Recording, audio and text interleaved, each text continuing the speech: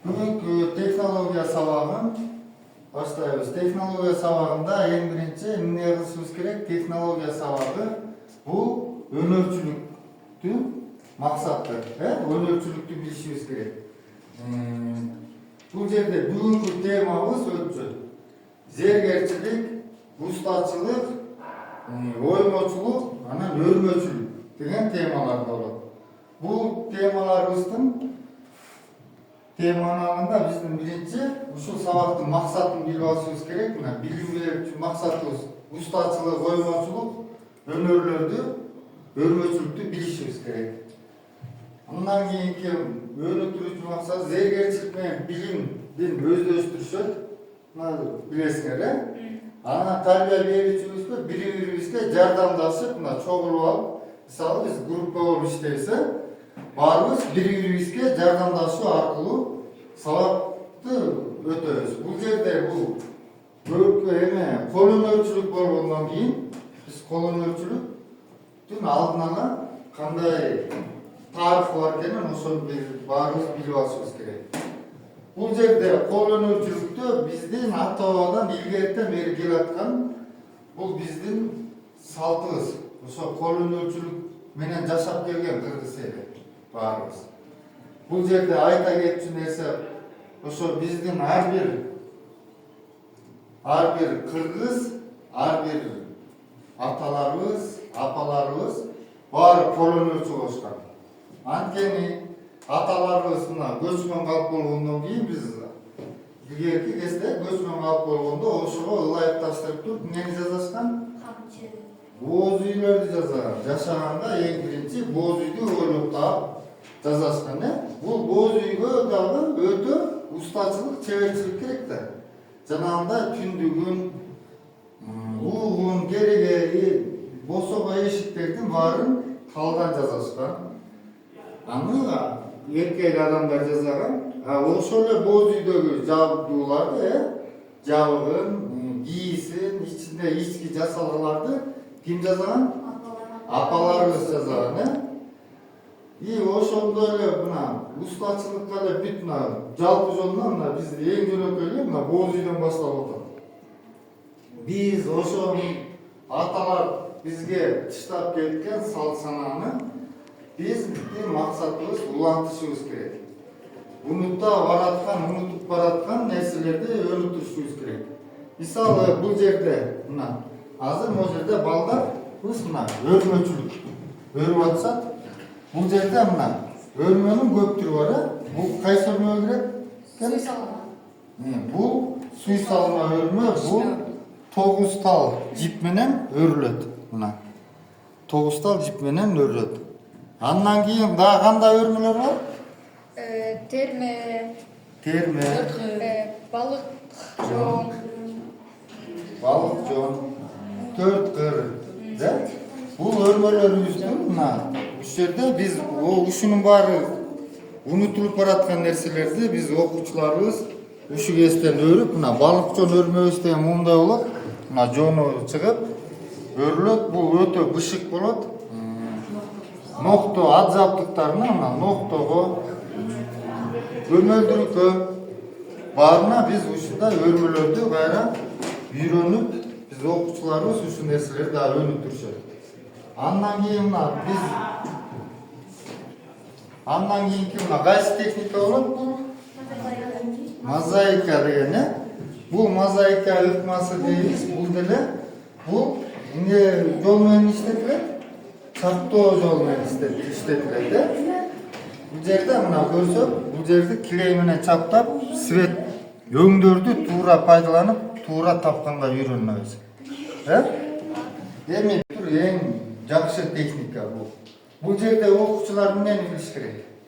Окуучулар колдун башы менен тыккан иштеп, анан ушуга жараша мындай өңдөрдү туура табыш керек. Бул ошого үйрөнүшүбүз керек. Окуучулар ушул менен занятие этебиз. Андан кийинки дагы айта кетчү нерсебиз мына. Бул жерде мозаиканы айттык, бул аппликация менен иштөөнү айттык. Анан мына окуучулар мындай өрмөлөрдү өрүш керек. Андан бул сабактан тышкаркы өздөрү кол эмгектери менен мына мондай өздөрүнө жараган мына тарыхый эстеликтерди жаңа мына пирамида, Эйфелевый башта деп турат, ушул нерселердин баарын кол менен жасаш үйрөнүшөт. Анткени бул көркөм өнөр, кол өнөр сабагында, технология сабагында бир нерсе менен гана чектелбешибиз керек. Биз анткени Кыргызстайы 70 өнөр эркиндикке 70 өнөр аздык кылат дегендер бар. Ошон үчүн биз бир эле нерсе менен токтогошубуз керек. Кыргыз өнөрүндө үйрөнчү көп нерселер бар. Биз ошону биз ар тараптуу болушубуз керек. Баарыбыз бирдей бир эле нерсени жасап аны менен калбай болгон нерселерди жасашыбыз керек. Туурабы? Эми баары мына биз келсек, могу терме жабдыктарына эмнелер кирет? Лосту, көрпөчө, басмайыл жана башкалар. Сен мындай башынан кылып мындай эмелеп кылат же түшүндүр. Биринчи ат жабдыктарына ээр өзү, андан кийин тердик, жүгө, куюшкан, басмайыл, нокто, жүгө, камчы деп тур,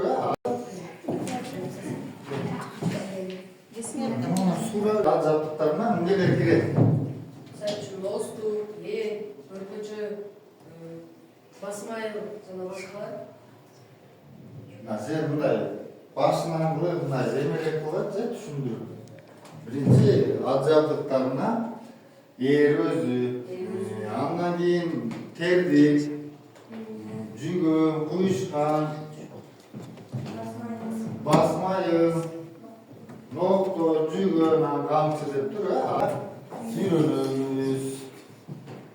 Туура түз тандаган үйрөнүш керек. Могу жерде эң биринчи ордоруна жайгаштырып, мына гүлдөрдү, анан бул жерде боекту пайдаланып туруп, мына деп туруп, мына моларга контурларды беришибиз керек мындай туруп. Түстөрдү туура пайдаланышыбыз керек. Бул жерде биздин сабактын мааниси ушунда. Главный ордоруна жайгашып, баарын туура алабыз. Менин өзүм дагы тараптын могу жерде чийлеп көрүш керек.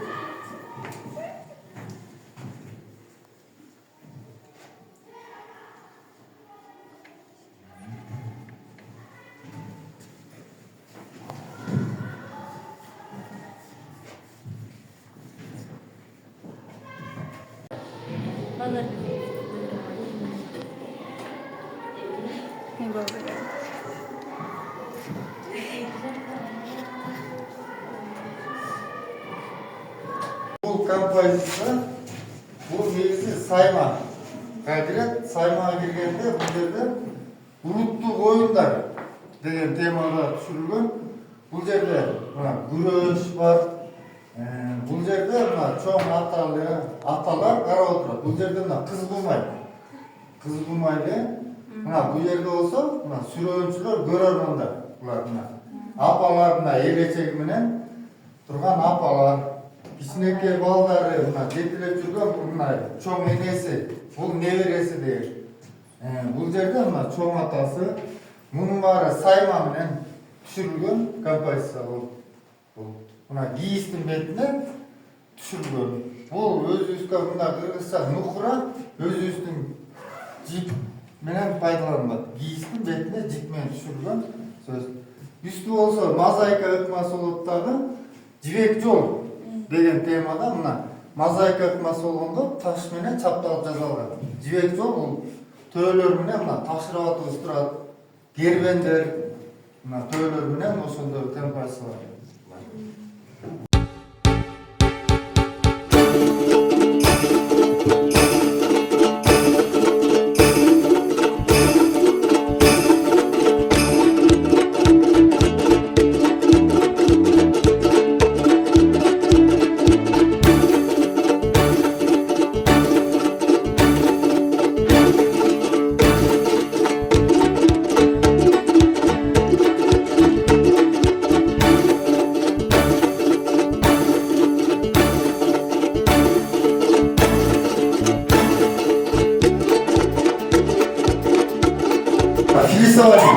Filsavayla bilirse, filsavayla kандай işletilir? Giyistin betine dündörde sayı arkalı bunda suretler düşüyor. Bu yerde degen neni görüp oturasız bu yerde? Bu yerde kılgıya, komuz, bu yerde göğü turat. Gördünüz mü? Uşun barına filsavayla denen teknikada bu sayma arkalı sayıp düşürülür. Yani giyistin betine. Bunu olsa bunu olsa biliriz de bu çırma olur. Bu yemeğe çiğdin belinde çırmak durup cazalatmaya. Bu devletiyle nukra taza ekolojik taza engek. Antkeni çiğdi cülük gelir dağıtıp tazalap durup kayra cündörüne cazayızda bu devde gözün süzütürler mi? Kayırda. Oşok düşü otadı. Bunu dile bu bunun barı kolun ölçülür. Bu bizde umutluluk baratkan umutluluk kolun ölçülürdü kayra canlı istildeştirip cazaladı. Düşünüyor da?